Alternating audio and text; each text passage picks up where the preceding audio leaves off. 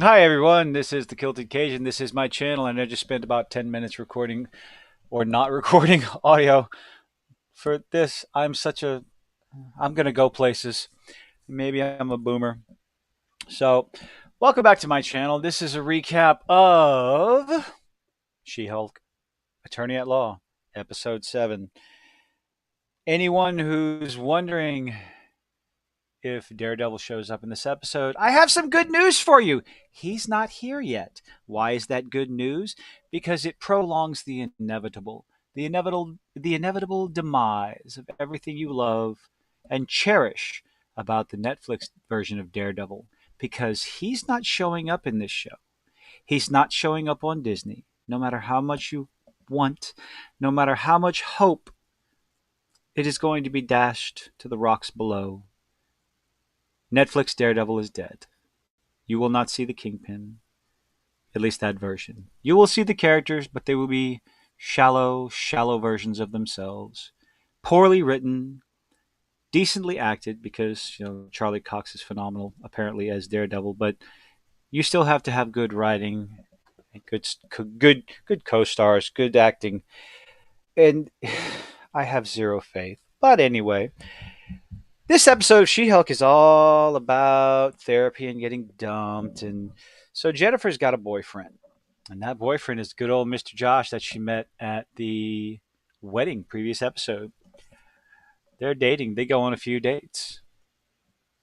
And apparently Josh decided not to get her french fries at first because, the first couple of dates, she doesn't drag him into bed, which just seems very uncharacteristic of Jennifer because it's what she did on one of the boy toys that she went out, got split a plate of French fries, and went back and had a good old time.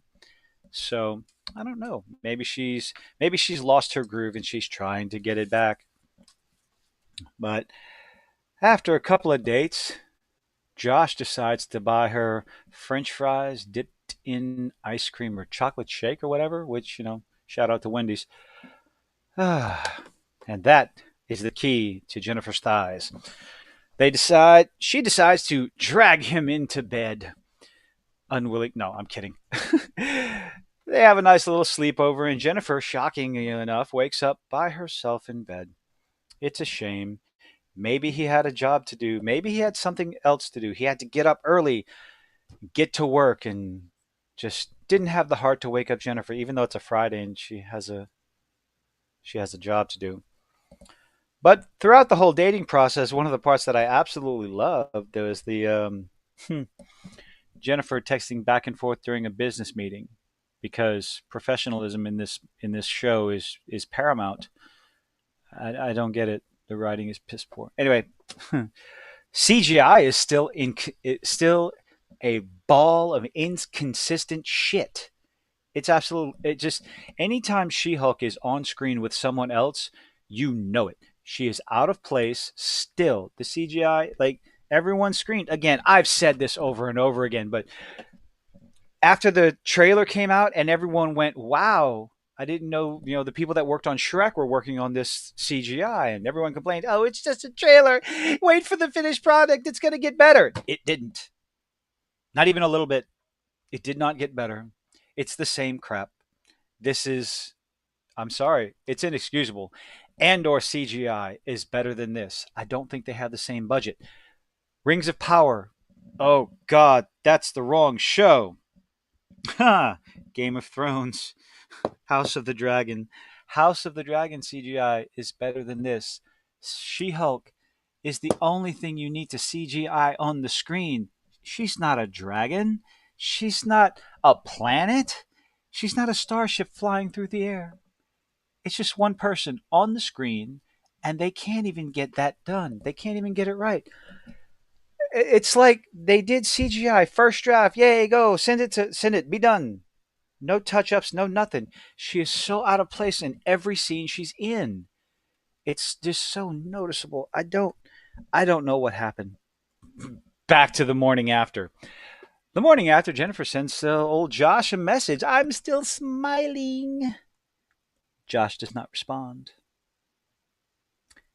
And from what I could tell in the episode, she may have waited an hour And then all of a sudden, she's the jealous girlfriend meme, staring at her phone while she's eating breakfast. Oh no, it was the next, or was it the next morning? I don't care. I can't be bothered to remember it, but I probably should to save you the trouble.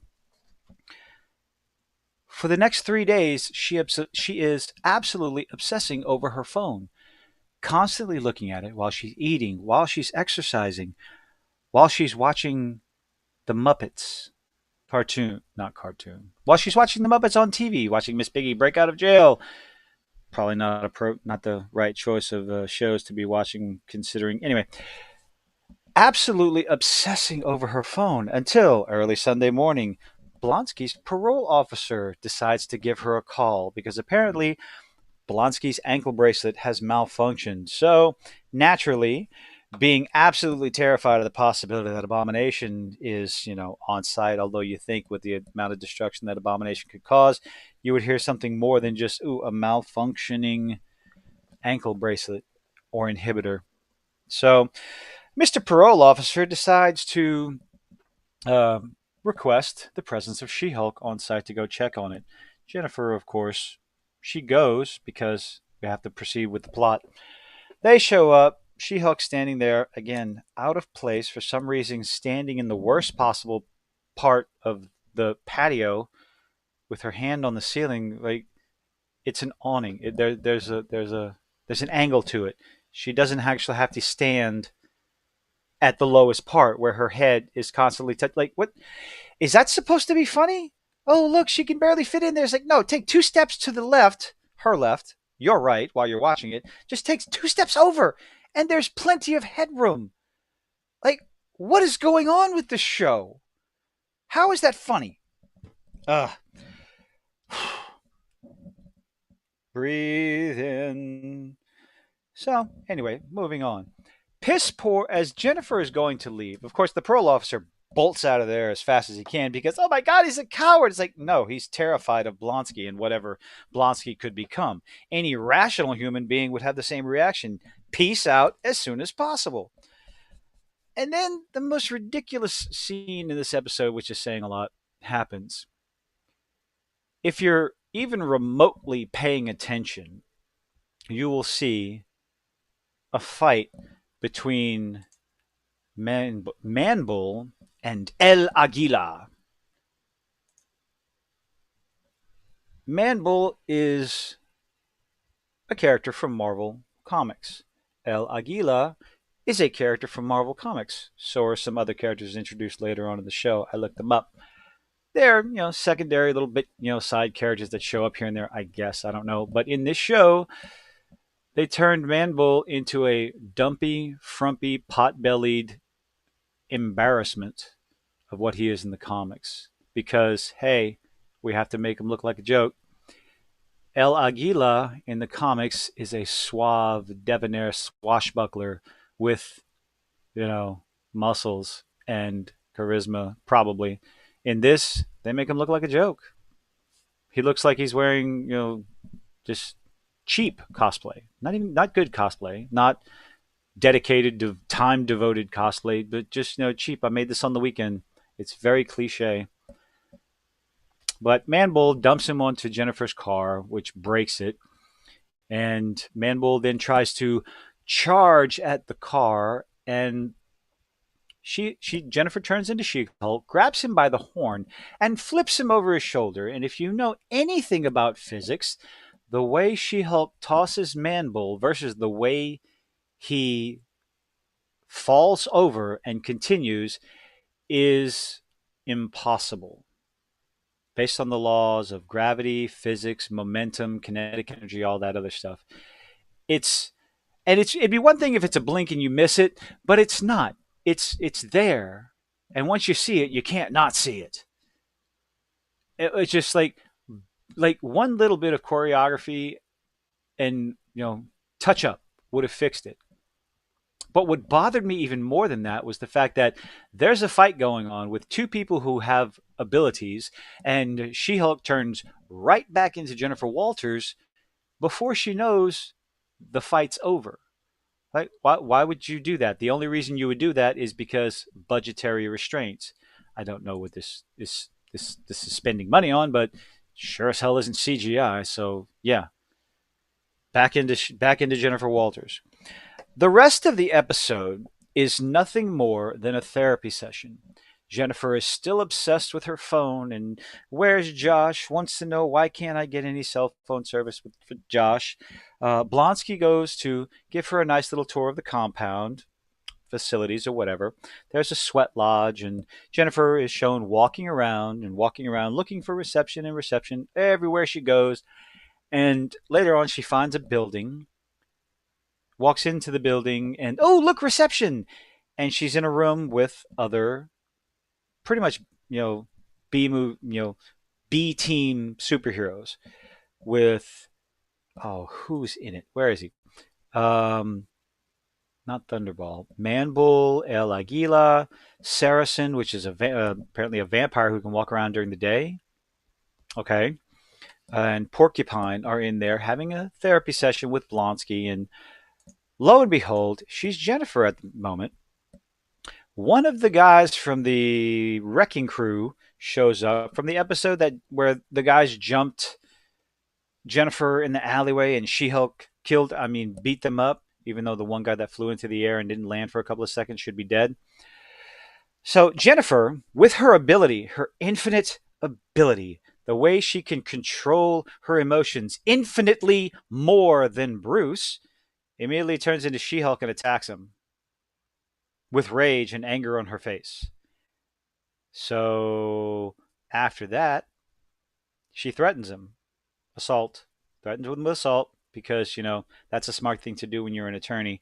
It's almost as smart as threatening someone with bodily injury if they don't sign the cease and desist. And also, it's infinitely more, smarter than walking into a building to talk to someone who is taking you to court for copyright. But, those aren't anything that could possibly get you disbarred, fired, put in jail, or anything like that. No, that's not going to happen because the writers of this show know what the fuck they're doing. If you couldn't detect the sarcasm, I'm going to have to lay it on thicker next time. Oh, this show is terrible. The writing is piss poor, but I'm a racist, misogynist, bigot because I don't like it. I'm going to see it through. I will see it through. I will see it through. Back to the episode. The rest of the guys in the therapy session, with Blonsky leading the way, proceed to talk She-Hulk down, to join them in the therapy circle where they'll go over their feelings and talk to Jennifer about her problems and her anger management. And we get a little insight as to why Jennifer and She-Hulk, or why She-Hulk doesn't like being She-Hulk, or why Jennifer does. I'm so confused. They are the same person, but Jennifer is upset because everyone likes She-Hulk. You have broken so far away from the original story of the comic book, the original She-Hulk, the original Jennifer Walters, that it's embarrassing.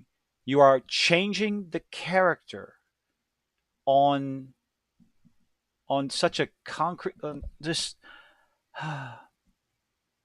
going against who the character is another reason why the fans of She-Hulk comic book are not interested in the show. It's why they will criticize it when you break so far away from where this character came from. The fourth wall breaks are terrible. The writing is terrible. The writers have no idea what they're doing. This is the name of the show is She-Hulk Attorney at Law, but there is so very little substance when it comes to the whole attorney at law part. But this entire episode, there is no attorney at law in it, except for the 5 seconds that she's in her office or in a business meeting, in a board meeting or whatever, texting on her phone with her boyfriend. Professionals don't do that. Lawyers don't do that. She's a terrible lawyer. I'm repeating myself. I'm getting my words jumbled up. Let's get back on track. In the end of the little therapy session, Jennifer makes a breakthrough and lets herself become Jennifer again because she needs to love herself. She needs to accept herself and know that if people can't accept her then as Jennifer, then they're just not good enough for her.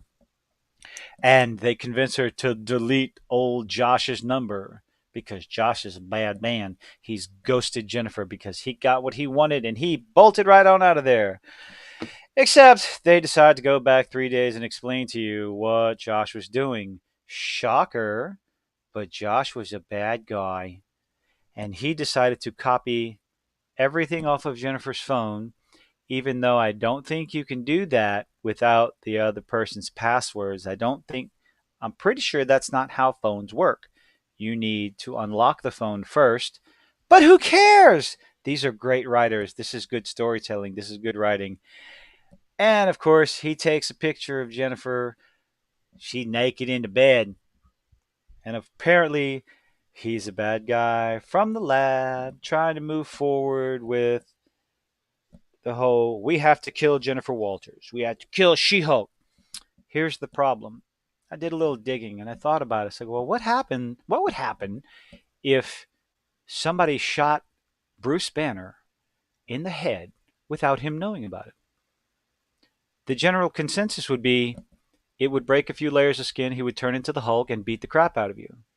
You can't kill the Hulk.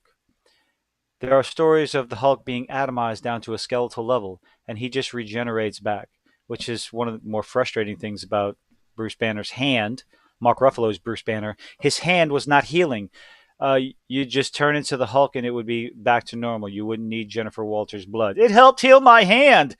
No, the fuck it didn't. Your hand wouldn't have been messed up. This, like, whoever wrote this show did no research whatsoever. They didn't read any of the She-Hulk comics. They did not read any of the Hulk comics. They did not do any research on Bruce Banner or the Hulk. The Hulk's regenerative powers are on par, I believe, with Wolverine and Deadpool. The Hulk can't be killed. If you try, it just pisses him off and gets him angrier and angrier. They've, if you try to cut off his head, okay, well, it'll break a couple layers of skin and he'll just turn into the Hulk and beat the crap out of you. This is MCU. Attorney at Yawn is MCU. Therefore, when Bruce talks about, I tried to eat a bullet, but the big guy just spit it out, that tells you everything you need to know. Therefore, with that knowledge, trying to use a syringe, even if it was on Jennifer Walters, would not work. So they act like it's going to work. They think it's going to work, but I don't see how. If she's better than Bruce, if her blood is better than Bruce's blood, as you know, we found out in the very first episode, then there is nothing they can write that would make sense based on what's happened in the show and how they talk in this show. They will not be able to get her blood at all. The part where she's drunk in the last episode and she gets punched in the face and does not turn into She-Hulk, that was an example of bad writing and not knowing the lore behind the Hulk or the She-Hulk. One punch in the face, she would have immediately turned into She-Hulk. I'm granted, I am basing that on how Bruce Banner and the Hulk reacts to it. Although for some reason the Hulk didn't want to come out in one of the movies and just no matter what, because like that's an option. Was that ever an option in the comics, or did they just shit the bed on that one and decide we don't care. We want a story, even though you never wanted to make a good Mark Ruffalo Hulk movie that everybody wanted. This is what you give us. It's another episode of Men Are Bad. Jennifer Walters she's, I don't know, selfish, egotistical, self-centered woman. That is how Jennifer Walters is being written. I don't get it. The show's not for you. It's got to be for somebody. I don't think this episode was written as bad as the other ones. I will give it that. Uh, the hinting at the possibility of Jennifer Walters actually coming to terms with being She-Hulk it's there again, but I made that speculation when she was looking at her reflection in the car window. And so far, I've been wrong. I was wrong. There's been no development. There's been no, character growth. And I don't think if they see this as this one episode as character growth, I just no, there was no growth in this episode. Instead of accepting who she is as She-Hulk, she wants to accept who she is as Jennifer Walters, and everyone else needs to be okay with that, even though that's the exact opposite of the character from the comic. Jennifer Walters loved being She-Hulk. She was more confident as She-Hulk. She pursued further into her career as an attorney as She-Hulk, not as Jennifer Walters, as She-Hulk. She loved it. This character hates it, and that's not the character. That's not the character people love. That's not the character people wanted to see. So if people continue to have faith that they're going to do a job with Daredevil, and this doesn't get you to understand that no, they're not going to. There's no reason to think they will. What is it going to take for you to see that? Keep holding out hope. I commend you on that. I applaud you. I'm going to keep watching until this show is in the dust. If you like what I have to say, I'm ending it. I'm ending this video. I'm not ending it. No, I'm ending the video. Anyway, like, comment, share, dislike if you dislike it. Hope to see you on the next one.